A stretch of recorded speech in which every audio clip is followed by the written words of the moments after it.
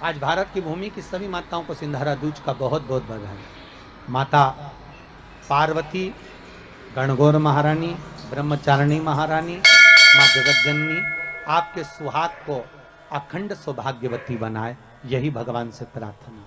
चैत्र के महीने की ये सिंधारा दूज है। आज नवरात्रे की चैत्री नवरात्रे में जो दूज होती है इसको सिंधारा दूज कहते हैं। कौन सी दूज कहते हैं?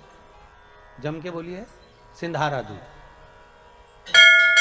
सिंधारा दूज का मतलब ये होता है कि कल है तीज, जिसको हमारे यहाँ गणगौर तीज कहते हैं। शंकर और पार्वती 16 दिन तक तैयार हुए थे और तैयार होने के बाद शिव और पार्वती शिव महापुराण के यजमान बनकर जा रहे थे। तो कल का दिन है। वो कौन सा दिन है? कल का गणगौर तीज का दिन, कल का दिन। चैत्र के महीने में जो शुक्ल पक्ष की तीज आती है, वो चैत्री नवरात्रे में जो तीज की तिथि होती है, उस दिन शंकर और पार्वती शिव महापुराण के यजमान बनकर कथा सुनने के लिए गए थे। 16 दिन तक पार्वती और शंकर का श्रृंगार होता है। उसमें से आज का दिन सिंधारा दूज का होता है। क्यों सिंधारा दूज कहते हैं? सिंधारा दूज का मतलब क्या है? क्यों हिंदू धर्म में सिंधारा दूज मनाई जाती है? किस लिए? आज पूरे भारत की भूमि पर कई माताएं हाथ में मेहंदियां लगाती हैं, चूड़ियां पहनती हैं, सुंदर चुनरी पहनती हैं, माँ ब्रह्मचारिणी का पूजन करती हैं, माता का आराधना करती हैं।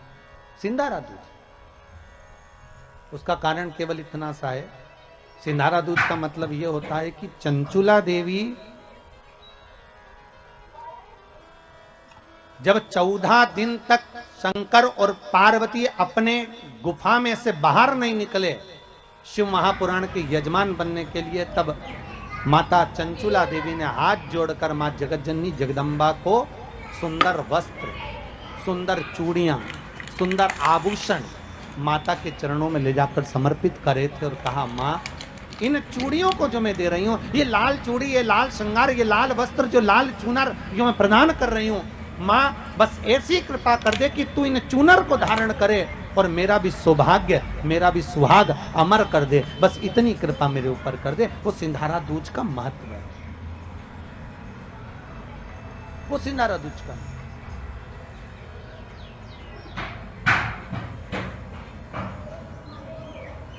आज भारत की भूमि की सभी माताओं को सिंधारा दूज का बहुत बहुत बधाई। माता पार्वती, गणगौर महारानी, ब्रह्मचारिणी महारानी, माँ जगत जननी आपके सुहाग को अखंड सौभाग्यवती बनाए, यही भगवान से प्रार्थना। दिल से बताना, जितनी सौभाग्यवती माताएं होती हैं, ये संक्रांति पर भी 13 चीजें दान करती हैं, 14 चीजें दान करती हैं। बीच में कोई 16 सोमवार का उद्यापन करेंगी तो भी सुहाग की सामग्री देंगी, उद्यापन करेंगी तो भी सुहाग की सामग्री देंगी, कोई कार्य करेंगी तो भी सौभाग्य की सामग्री देंगी। सौभाग्य की सामग्री का दान क्यों किया जाए?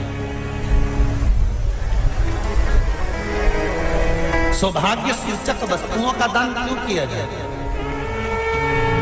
सौभाग्य की वस्तुएं क्यों प्रदान करी जाती है, क्यों दी जाती है? उसका कारण क्या है?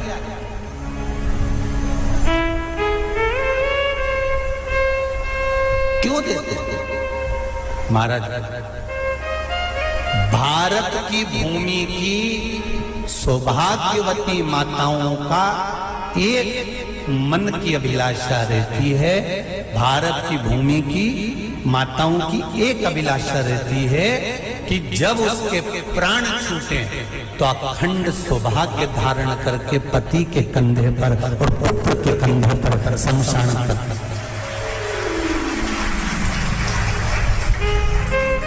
ये भारत की भूमि की माताओं की सोच है, उनके मन का संकल्प, उनके मन का भाव।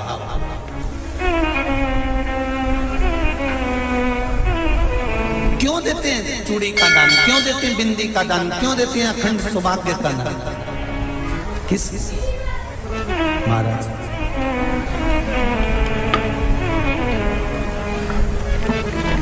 मेरे हाथों में भर भर के चूड़ी रहे,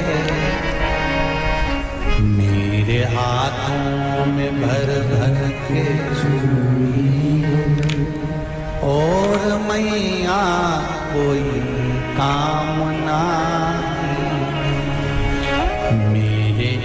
मस्तक पे चमकती चूनर रहे, मेरे मस्तक पे चमकती चूनर रहे।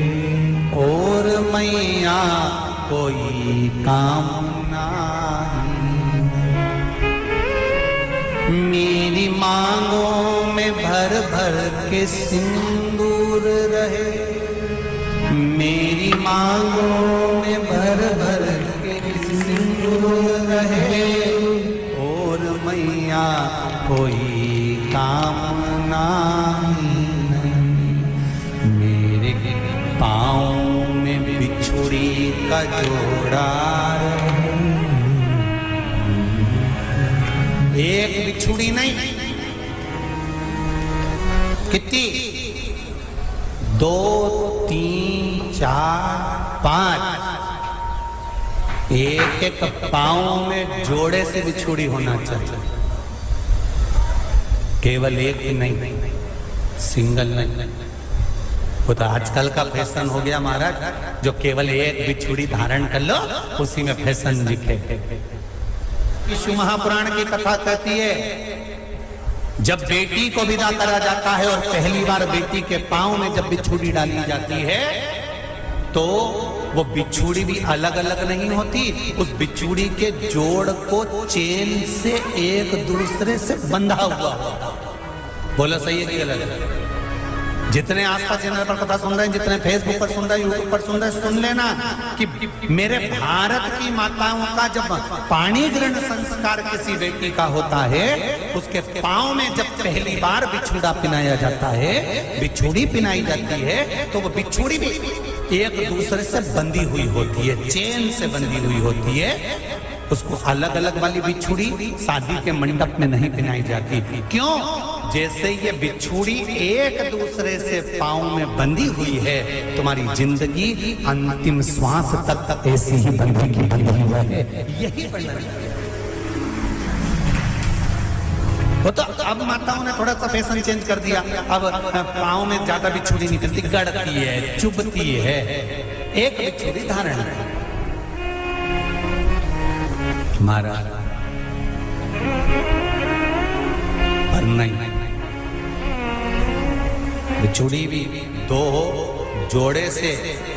हमारी माताएं, भारत की भूमि की जो माताएं हैं, ये चूड़ी भी हाथ में पहनती है तो जोड़े से पहनती है। बोलो जैसा सही है कि गलत है? एक अकेली चूड़ी माताएं हाथ में धारण नहीं करती हैं।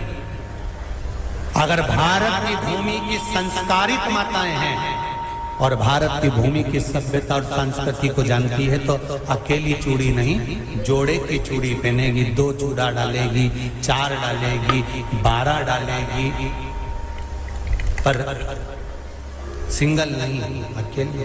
महापुराण की कथा ये कहती है कि पार्वती जी ने और गंगा जी ने जितना सौभाग्य का दान दिया है, उनके बराबर दुनिया का कोई व्यक्ति इतना सौभाग्य का दान नहीं दे सकता जो माता गंगा और पार्वती दोनों दान दे रहे हैं।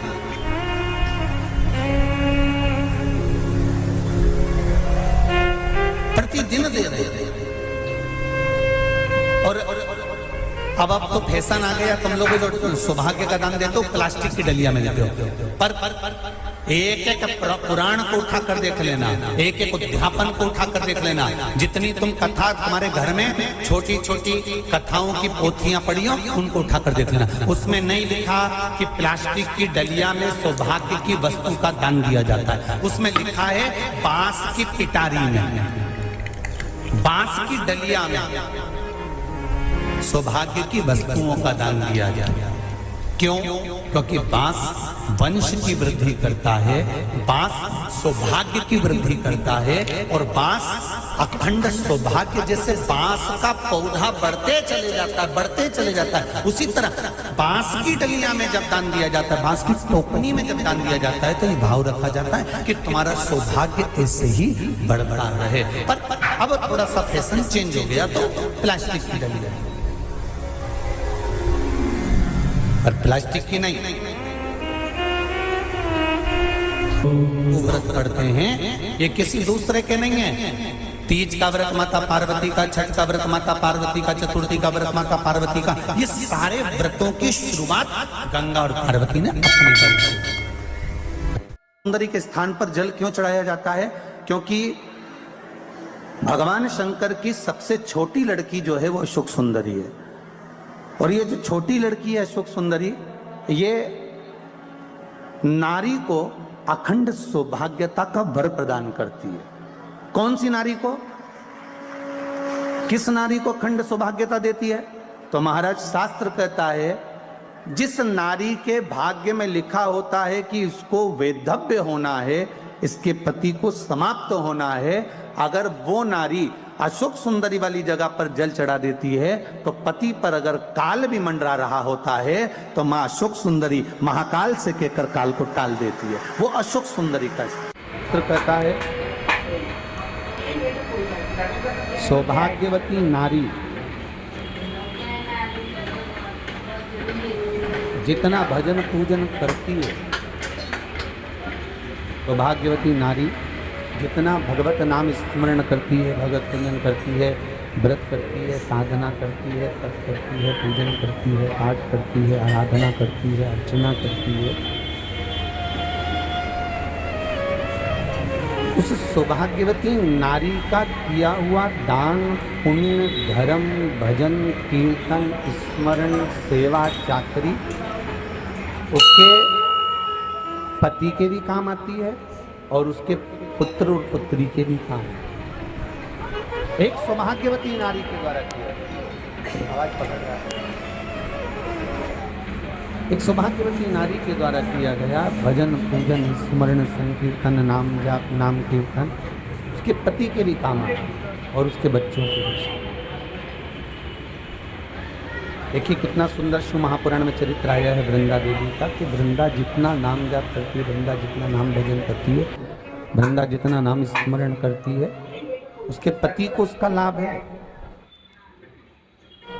हमारे के व्रत का अगर आप विधान देखेंगे, और हम तो कहते हैं केवल 16 सोमवार से ही मतलब मत रखो। आप माताएं अगर एकादशी का व्रत कर रही है, सोमवार का कर रही है, मंगलवार का कर रही है, बुधवार का करे, गुरुवार का करे, चतुर्थी का करे, तीज का करे, छठ का करे, आप जो भी व्रत करते हो उस व्रत का विधान स्कंद पुराण में लिखा हुआ है। और स्कंद पुराण में क्या वर्णन लिखते हैं कि नारी जब सौभाग्यवती हो जाती है, लड़की की जब शादी हो जाती है और वो अपने पति के घर में जब रह रही होती है, पति के संग रह रही होती है, तो पति के घर में रहकर जितना भजन पूजन करती है, जितना स्मरण करती है, वो उसके द्वारा किया गया भजन, पूजन, व्रत, आराधना, उद्यापन, चाकरी, दर्शन, ये सब का फल उसके पति के खाते में भी जाता है और उसके पुत्र और पुत्री के भी खाते में जाता है।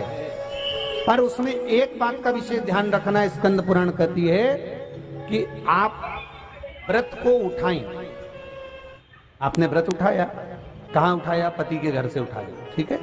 आपने व्रत उठाया सोमवार का, 16 सोमवार का, पशुपतिनाथ का, या गुरुवार का, या मंगलवार का, या बुधवार का, जो भी व्रत आपने उठाया वो पति के घर से उठाया। अब आपका फर्ज क्या है कि व्रत आप अगर कर रही हो तो पति के घर का ही अन्न, पति के घर का ही जल,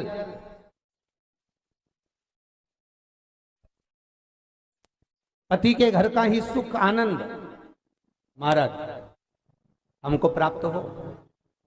अगर व्रत करने के दिन मालूम पड़े आपने कोई तीज का व्रत, छठ का व्रत, चतुर्थी का कोई विशेष खास जो व्रत होता है, सोमवार सोमवार का व्रत, पशुपति व्रत, और आप अपने मायके चली गए और मायके का अन्न जल आपने ग्रहण किया, मायके का प्रसाद ले जाकर, मायके की थाली ले जाकर, मायके का पूजन का सामान ले जाकर आपने भगवान की आराधना करी, तो स्कंद पुराण कहती है वो स्वीकृत नहीं होता, क्योंकि विवाह होने के बाद गोत्र बदल जाता है।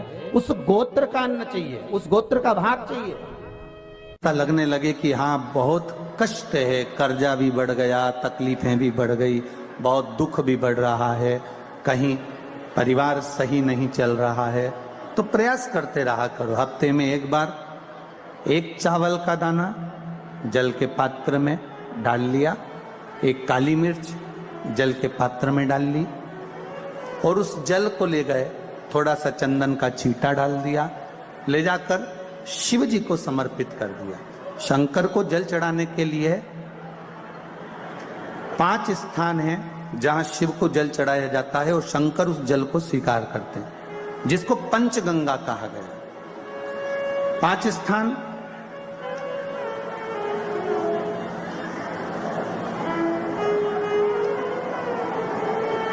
अच्छे से समझ लीजिएगा, जब भी शिव मंदिर में जाएं तो ये 5 स्थान शिव को जल चढ़ाने के लिए ये रखा है। शिवलिंग, गोल जलाधारी, ये चरण जहां से पानी नीचे की ओर जाता है। शंकर भगवान के 13 बच्चे हैं, 13 की 13 बच्चे, शिव जी का संपूर्ण परिवार, 33 कोटि देवता, 64 योगनियां, सब शिवलिंग के आसपास में।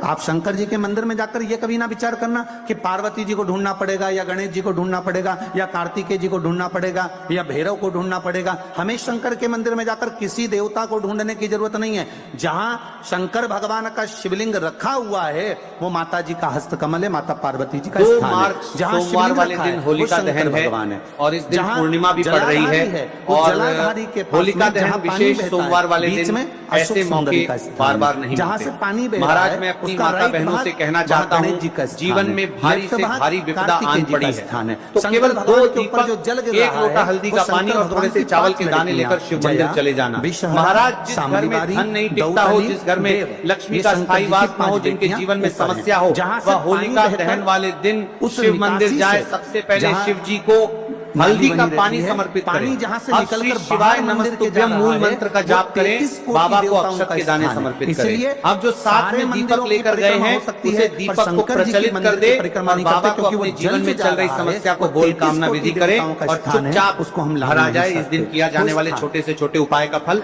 बहुत जल्द ही प्राप्त होता है। आप इसका स्मरण रखें। पानी का जब पात्र लेकर जाते हैं मंदिर के अंदर, सबसे पहले शिव जी का जो जलाधारी है उसमें राइट भाग पर अपनी मनोकामना कर कर जल चढ़ाएं, फिर लेफ्ट भाग में चढ़ाएं रोग मुक्ति के लिए। अशोक सुंदरी की जगह पर चढ़ाएं, ये तीसरा स्थान। चौथा स्थान माता पार्वती जी का जो कटी भाग है जहां पर शिवलिंग रखा हुआ है उस भाग पर जल चढ़ाएं, चौथा भाग। पांचवा भाग शंकर जी के ऊपर चढ़ाएं। ये 5 जगह पर जल क्रम वाइज चढ़ाएं। आप लोग जाते हो डायरेक्ट जाकर शंकर जी पे जल उंडेल करा जाते हो, सीधे गए और शिव जी पे जाकर आपने जल चढ़ा दिया। हमारे यहाँ शास्त्र कहता है जैसे अपन देवताओं की पूजन करते हैं तो पंडित जी सबसे पहले पूजन किसकी कराते हैं? जम के बोलो जरा, गणेश जी की।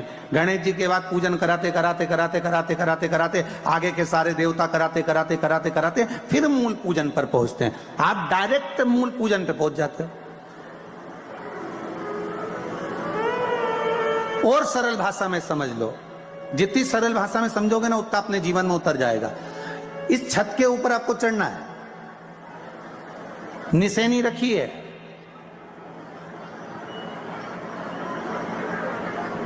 पाए लगे हुए हैं, आप कैसे चढ़ोगे? एक एक पाए पर पांव रखकर चढ़ोगे कि डायरेक्ट पहला पे रखोगे आखिरी पर? जम के बोलिए जरा, एक एक पाए पर पांव रखोगे ना कि धीरे धीरे हमको चढ़ना है। श्री शिवाय नमस्तुभ्यम हर हर महादेव। पूज्य गुरुजी ने इस वीडियो में 20 मार्च सिंधारा दूज की विशेष उपाय कथा बताए हैं। सिंधारा दूज जो चैत्र माह के नवरात्रि के दूसरे दिन सिंधारा दूज मनाई जाती है। इस दिन भगवान भोलेनाथ और माता पार्वती की पूजा साथ में की जाती है। माता पार्वती को अखंड सौभाग्य के लिए, प्रत्येक नारी को अपने अखंड सौभाग्य के लिए विशेष जो सुहाग की चीज़ें होती हैं वो माता पार्वती को अवश्य भेंट में चढ़ाएं। इसलिए आप इस वीडियो को अच्छे से देखकर इन उपायों को भगवान भोलेनाथ और माता पार्वती के समक्ष अवश्य करिएगा। वीडियो अच्छी लगे तो like, share and subscribe, comment में श्री शिवाय नमस्तुभ्यम हर हर महादेव अवश्य लिख देना। जाते जाते चैनल को सब्सक्राइब अवश्य कर देना। जय श्री राम, हर हर महादेव, जय श्री महाकाल, जय माता दी।